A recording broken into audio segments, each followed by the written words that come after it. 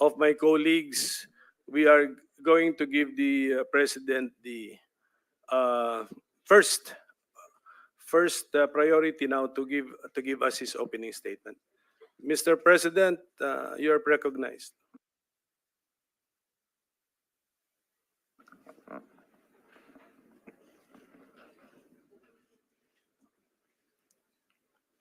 Before anything else,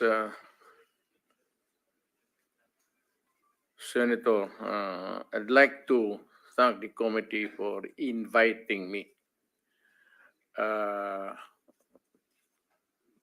para once and for all malaman natin ang totoo. So, I would like to request sa inyo na huwag ninyo akong ituring president or kaibigan. Treat me as a witness and tignan natin kung lalabas yung totoo. So, with your permission, at maraming salamat po sa inyong lahat for inviting me. I'd like to start. My mandate as President of the Republic was to protect the country and the Filipino people. Do not question my policies because I offer no apologies, no excuses. I did what I had to do. And whether you believe it or not, I did it for my country. The war on illegal drugs is not about killing people. It is about protecting the innocent and the defenseless. The war on drugs is about the eradication of illegal substances such as shabu, cocaine, heroin, marijuana, party drugs, and the like, as a menace which ruins people, families, communities, and relationships, and tears apart the social fabric which binds society together in peace, harmony, and brotherhood. It is not unlike slogans which serves as calls for a better future, such as the war on waste, war on corruption, and war against climate change. I have always viewed people addicted to illegal drugs as victims and patients requiring medical help and not as criminals. That is why when the war on drugs slogan came into being, coined first as a message to the people of Davao City to stay away from illegal drugs. But at the same time, I had a drug rehabilitation facility constructed in Davao City, a city government expense, manned by Davao City government doctors, psychiatrists, nurses, and health workers, among others, to look after the complete rehabilitation of those addicted to illegal drugs. I believe then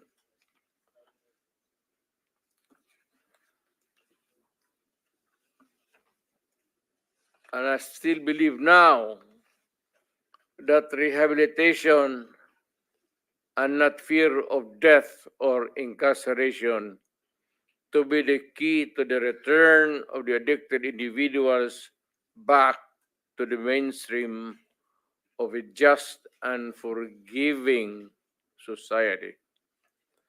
But no mistake about it, I hate drugs.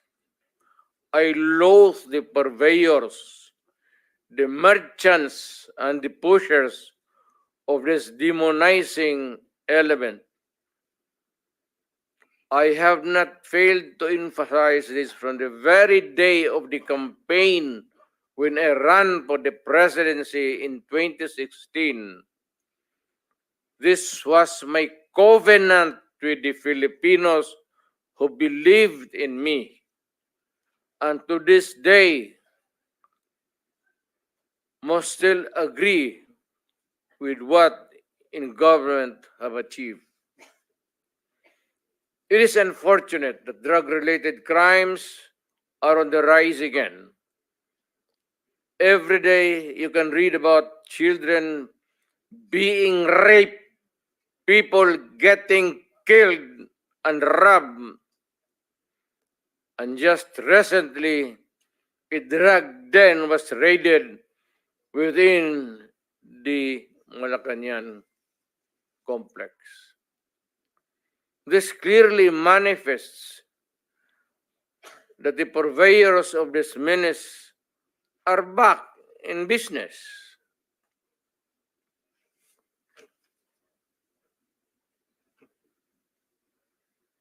Ano? Gawin natin. The Filipinos are anxious and distressed. Self-preservation is still the first law of nature. It is instinct. It is recognized in our laws as self-defense. That is why I have always told the police authorities and operatives to be mindful of this basic law of nature. However, I tell them not to abuse their authority and power. And hindi ko talaga pinayagan yung abuso ng pulis o sundalo kailanman sa buong buhay ko. And as mayor for so many years and as president. In the guise of protecting themselves. But when your very life is placed at risk, and it can be snuffed out in a matter of seconds, then and only then must you act accordingly. Repel the aggression only in self-defense. Alam mo, matagal ako nagturo sa aming bayan sa Police Academy. When I was a prosecutor, to augment my income, noon na bago akong kasal, nagturo ako sa pulis. Ang sinabi ko talaga sa kanila, when you are arresting a criminal, you are not supposed to request him to surrender. Rather, you have to overcome the resistance. However, pag ayaw, it's the duty of the police is to overcome the resistance kung ayaw mag-surrender. At kung may baril, at kung tingin mo, sabi ko sa mga polis doon sa academy, mamamatay ka, barilin mo. Barilin mo sa ulo. Patayin mo at least one less criminal in the community. Yun ang utos ko when I was a fiscal and I was a professor doon sa Police Academy. Yun ang turo ko sa kanila. No quarters given, No quarters asked. Criminal ito.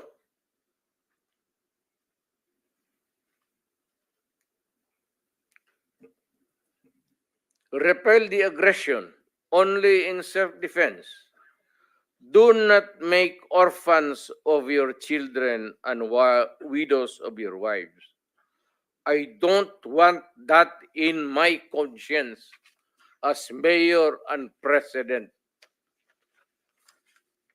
Hindi ko mabigat yan sa konsensya ko.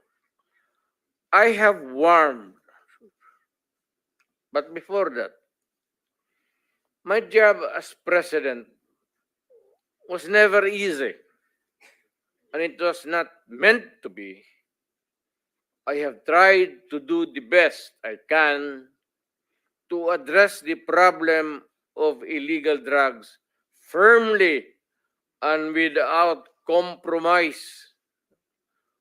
For all of its successes and shortcomings, I and I alone take full legal responsibility sa lahat na nagawa ng mga pulis pursuant to my order. Ako ang managot. At ako ang makulong. Huwag yung pulis na sumunod sa order ko. Kawawa naman. Nagtatrabaho lang. Yun ang gusto kong sabihin sa Pilipino at mabutit niyaya ninyo ako dito. Once and for all, yan ang gusto kong sabihin sa tao.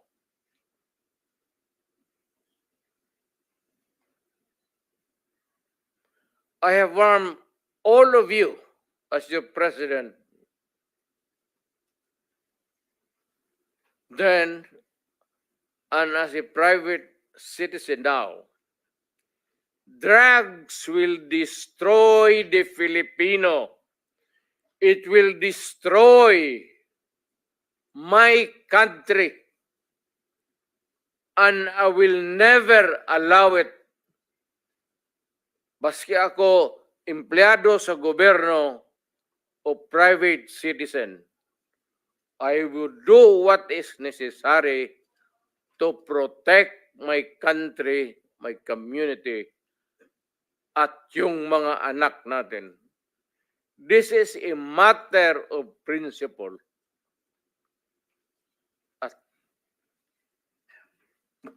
Papagkamatayan ko yan. Maraming salamat. I'm ready to answer your question. Thank you, Mr. President. But now I think it's better to hear victim families, and then we'll open the floor for questioning and discussion. So among the victim families present,